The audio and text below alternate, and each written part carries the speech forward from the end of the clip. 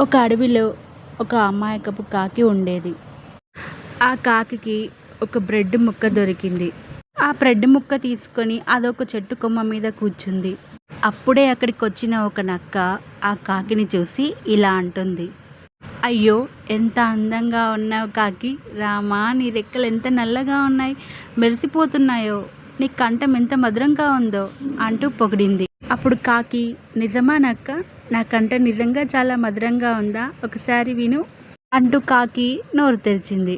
అప్పుడు కాకి నోట్లో ఉన్న బ్రెడ్ ముక్క కాస్త కింద పడింది.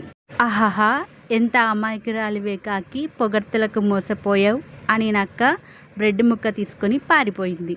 అయ్యో, నేను మోసపోయానే, పొగడ్తలు వినగానే తెలివిపోయింది అంటూ కాకి బాధపడింది. ఇక నుంచి నేను ఎవరి పొగడ్తలకు మోసపోను, ముందుగా ఆలోచించి తర్వాతే చర్య తీసుకుంటాను అని కాకి వెళ్ళిపోయింది.